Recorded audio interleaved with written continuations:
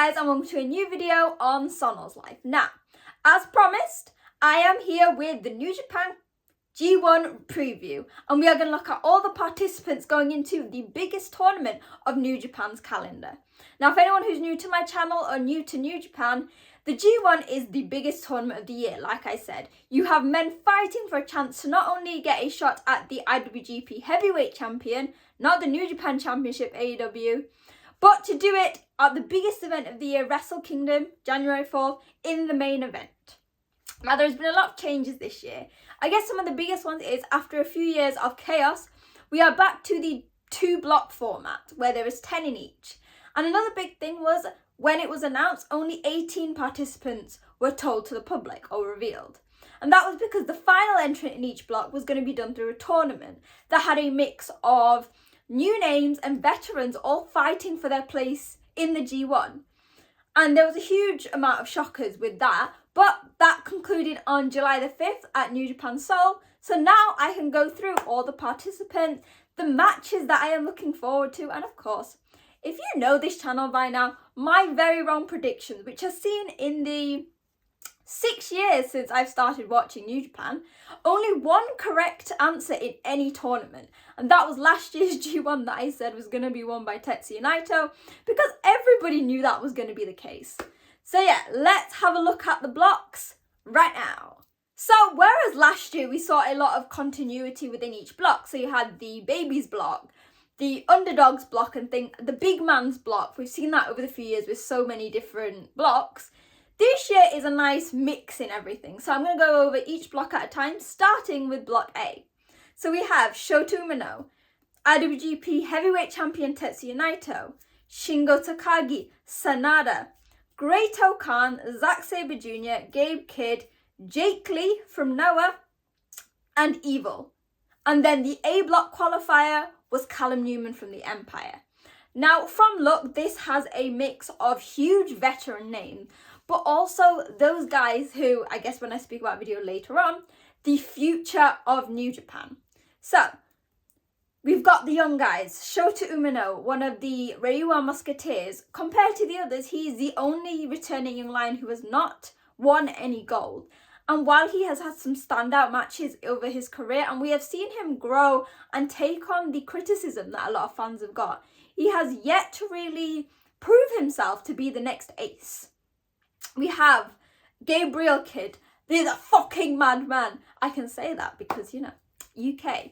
But he is strong openweight champion at the moment and has continued to win the hearts of fans worldwide with his crazy demeanour. He's also amazing in storytelling. His wrestling is almost balanced by his charisma, which is balanced by his persona that really gives off heel energy. And then we have Callum Newman, who he beat some big names. Big names. He beat some semi-big names. Like, he beat Yoshihashi and Kenta, which for me is quite a big thing. I originally thought he was going to be a junior heavyweight, but he, obviously after Ospreay left, the Empire needed a new heavyweight, and Callum has done that. He has the advantage in this block that he is, as he says, the Prince of Pace. Crazy fast. And he's going to have that advantage because he has been bulking up as well. So while he might not be the heaviest guy in the block, he definitely has the speed to counteract that. And we've seen in the past with guys like Tama Tonga, proving that speed can be vital in this. We then have some mid-carders. So, okay, I won't say mid-carders. We've got Great-O-Khan, who doesn't really fit in with the rest. He is the King of Pro Wrestling champion. We are in a bit of a no-go zone in terms of what is going on with the Empire. So Okan is basically saying they might disband and join with Hontai. He is kind of firmly put in the middle of the roster where he gains good crowds, gets good reactions, and he's showcasing his personality. We then have a huge plethora of big names. Now, obviously, Tetsuya Naito is the champion. Everyone in this block is going to be doing their best for his match, because even if they lose the tournament, a pin on Tetsuya Naito gives them a shot. Maybe not at Wrestle Kingdom, but in the lead up. We have Shingo Takagi, fellow Los Ingobernables de Japón member. He is the workhorse of New Japan. For many, he think he should be at the top of the roster by now. But he will continuously put on amazing matches, I can promise you that. Similarly with Sanada, former IWGP champion. You might love him, you might hate him. As you can tell, he is on my wall, so I love him. He is a very underrated talent. He is everything a pro wrestler needs to be. He is strong, he is fast, he is agile, he is handsome. I think the criticism from Sanada, it always stems from he is not dramatic enough for what people think a professional wrestler should be. Not everything needs to shine brightly to be impactful. In particular, criticism of his title reign. He has done a lot more for a lot of the upcoming talent than guys like Kazuchika Okada who just fucked off to AEW. We then have Evil. We're not going to talk about that. Like, I don't know. He has to be in it, I guess. We need House of Torture representation after Huge got kicked out. But let's not talk about him. We have the amazing presence of Jake Lee from Noah. Like I said, there are some really nice surprises in this. He obviously had a feud with Tetsuya Naito in previous tours, going into all of the shows. So it'll be very interesting to see, because he will have first-time matchups with most of the people in this block. And then we have Zack Sabre Jr., the Prime Minister of the UK, even though he's not, because now we have a Labour Prime Minister, which I assume Zack will be very happy about as a socialist. Although I don't know his thoughts on politics and Keir Starmer. Let me know, Zack. But anyway, this, I think, and you'll see in my review, I think this is Zack's year. He is completely, like, he has put himself forward. He has said he wants to win. He has got momentum on his side. He's got TMDK. It seems impossible for, like, him not to be anywhere but the top. So yeah, I think A block is stacked. Apart from Evil, there is nobody who doesn't deserve to be here. In terms of matches that I'm looking forward to, Zack Sabre Jr. versus Jake Lee, I think that will be amazing, because obviously Zack also had time in Pro Wrestling Noah. Zack versus Gabriel Kidd, the two Brits, they have a really long past going back years. And it'd be interesting to see how they work and the dynamic between them, with Zack, I guess, as the babyface, or like tweener, and Gabriel Kidd as the dastardly heel. I always like seeing it, because you can always see that I assume Gabe will be trying to prove himself to Zack, and we might see an upset there. And as always, I like to see Tetsuya Naito versus Shingo. Los Ingobernables de Japón versus Los Ingobernables de Japón. Funnily enough, there are, I guess, 4 members of LIJ in this, because obviously 2 current ones, and then Evil and Sanada were both members of Los Ingobernables de Japón. But one thing with Shingo and Naito is no matter faction alliance, they will not scrimp on the opportunity to put on an amazing match.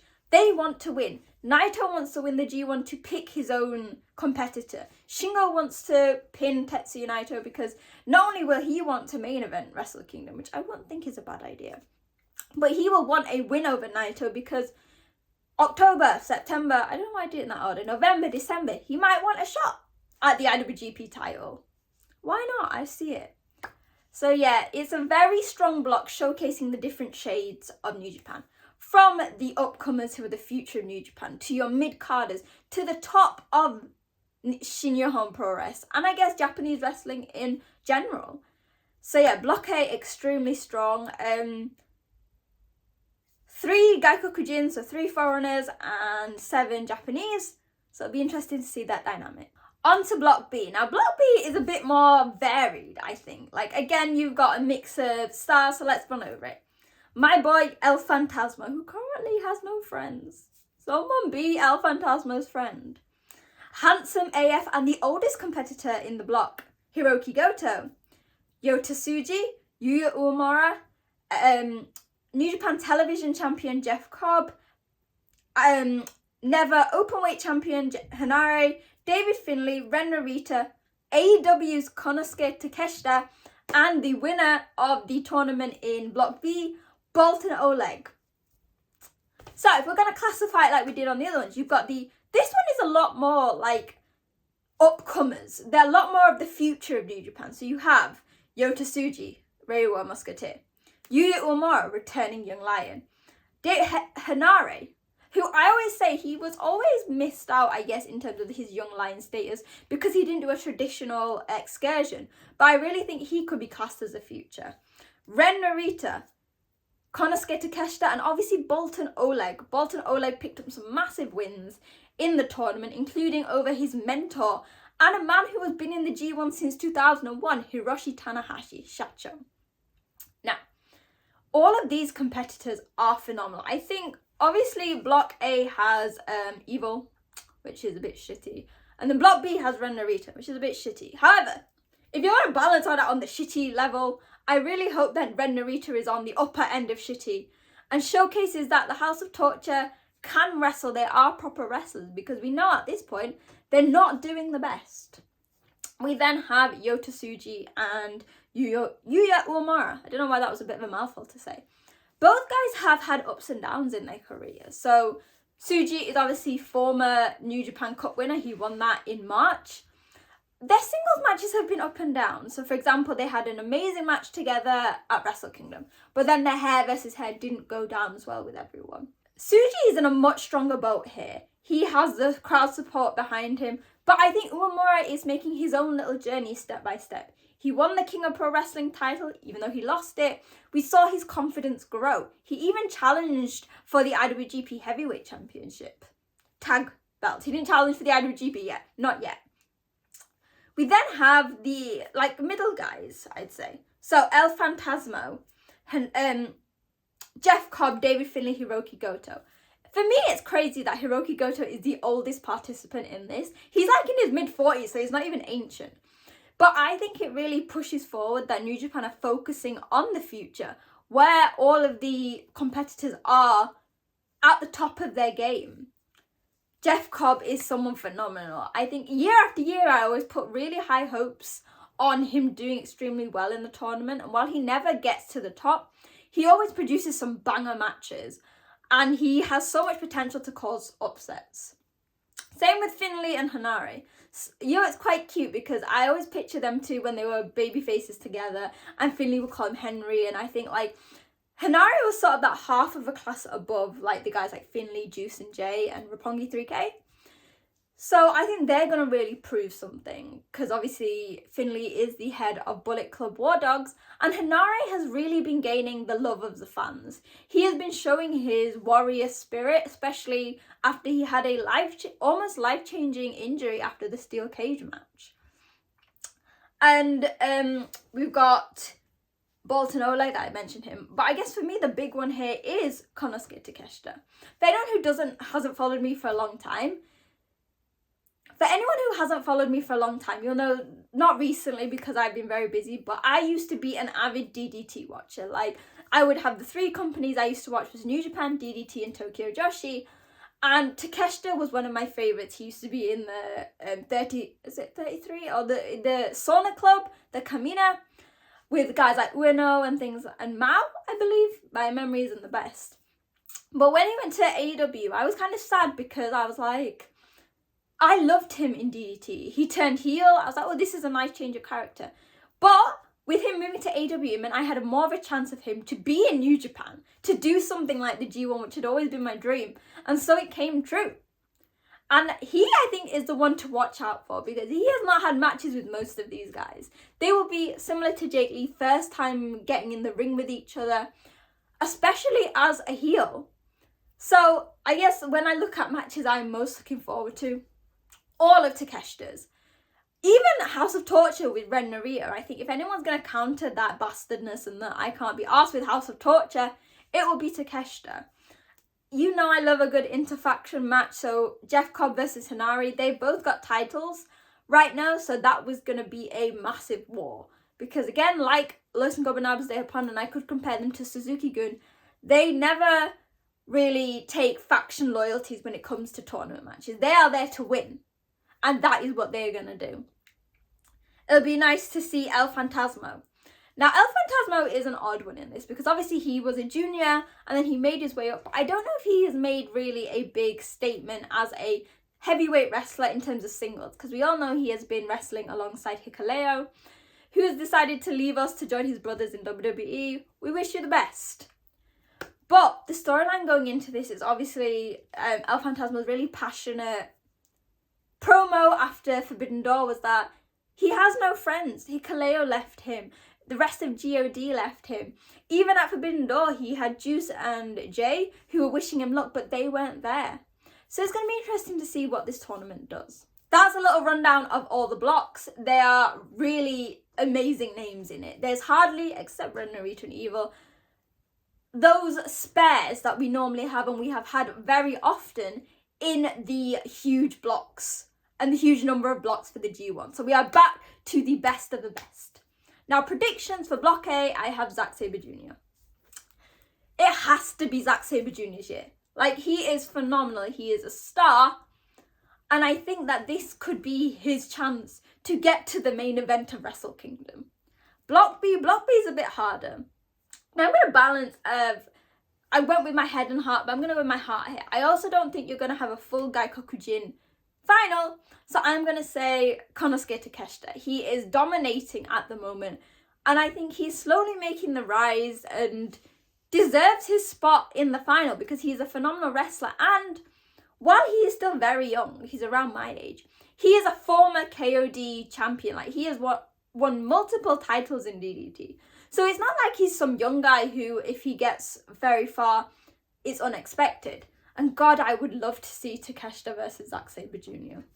But my very wrong prediction for the winner, I hope it's not very wrong. This time I really hope it's right, is Zack Sabre Jr. I mean, it feels like with everyone leaving, he has stayed in New Japan. He has cemented his love and dedication to the company.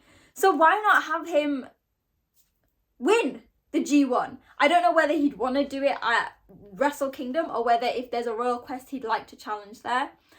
But give him that chance. So that was my rundown of this year's G1 tournament. Like I said, compared to past years, this is probably one of the strongest lineups.